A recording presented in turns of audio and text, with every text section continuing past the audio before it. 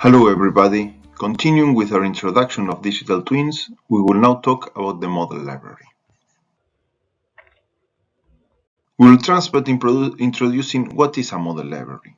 Then we will go into the model types, that is part of what we have covered in the last module. Then we will also refresh about the model scopes. Which scopes do the models have in a digital twin for urban freight? Then we will go to the model library per se, describing what are the different models and how do they interact between each other. Finally, we will conclude the session. So, what is a model library? A model library is a collection of models that are hosted in a common place and are systematized in order to be accessed by the digital twin. It has a central role in the digital twin and the twinning process because the strength and the weaknesses of a digital twin or the modelization of digital twin is the same as the strengths and weaknesses of the models included. What type of models do we include in our digital twin and in our model library? So, as we mentioned in module 3.1, we have different type of models which all have different roles and interactions within the digital twin. For example, we have optimization models where a certain objective function is maximized or minimized. We have network models where we manage to take the demand or the movement of vehicles into a network and measure its effects. We have impact assessment models where we measure the KPIs and we use that to inform the stakeholders and the user of the digital twin. We have agent-based models that allow us to model the relationship and the behavior of the different agents across the different segments of the urban freight transport system. And we also have demand models that are used to estimate the demand and to quantify and understand why certain demand movements happen. All these models can be classified in different ways. The first way is by the time scale of the model. For example, strategic models that deal with more long-term decisions and impacts. There are tactical models that define medium-term impacts and decision-making, and the operational model that deal with day-to-day short-term impacts.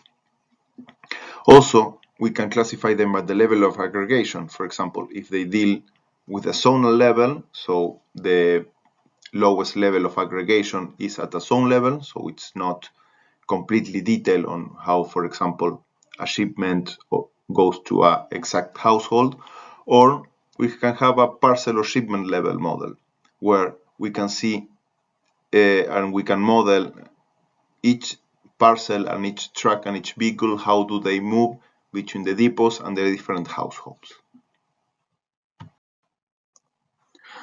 This classification can be used to organize the model. For example, we can take the timescale classification of strategic, tactical, and operational and use that to organize the models and into a way that we can then select the models in an orderly fashion, and that makes sense. For example, this model that's run at the strategic level fits models that are then at the tactical level. So we take a long-term effect model that impacts the tactical decisions in a medium term, and then these tactical models go through operational models in order to understand how these first strategic, then tactical decisions impact the ground, the network, and then we have the KPIs for measuring impact, for example, in congestion.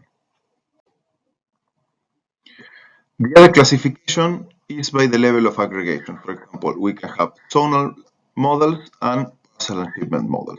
So the zonal models are more aggregated, similarly to the strategic and tactical ones, but there is an overlap, and these models inform the models in the tactical and operational model in order to disaggregate these flows. For example, we have models that give us how much parcels move from zone A to zone B, but also then at a shipment level model, we can have models that take these flows and disaggregate them into different tracks that go into the different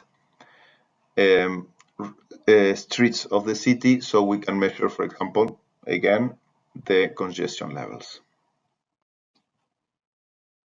So, diving more into the overview and the details of the model library. The model library has some models at the zone level that are strategic, such, for example, the echelon model that decides on estimates the effect of having different amounts of consolidation centers before a delivery.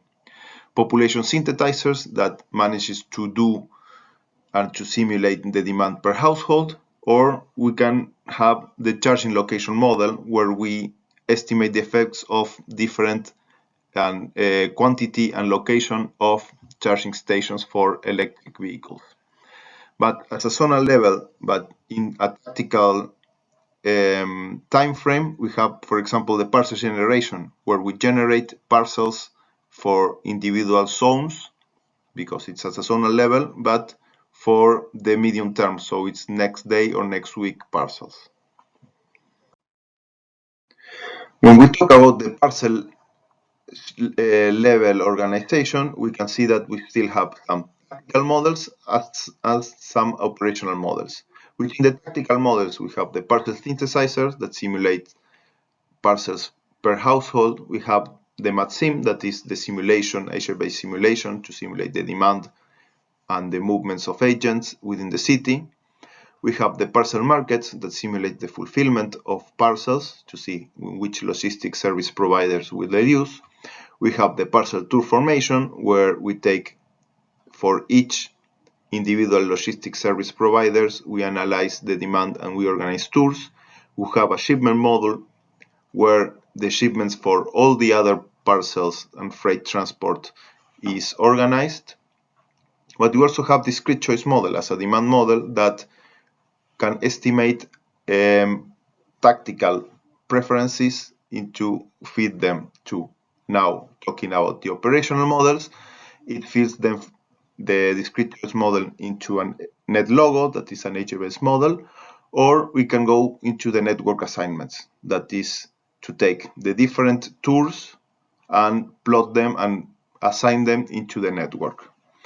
We also have a vehicle routing problem solver in ChasePrit that is fed by MATSIM and the parcel synthesizers, and we also have some route optimization models.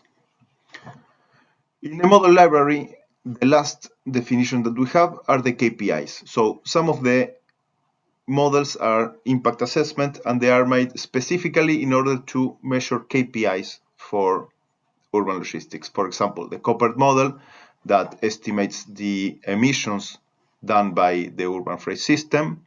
We have the noise model that estimates how much noise does the delivery for urban freight does.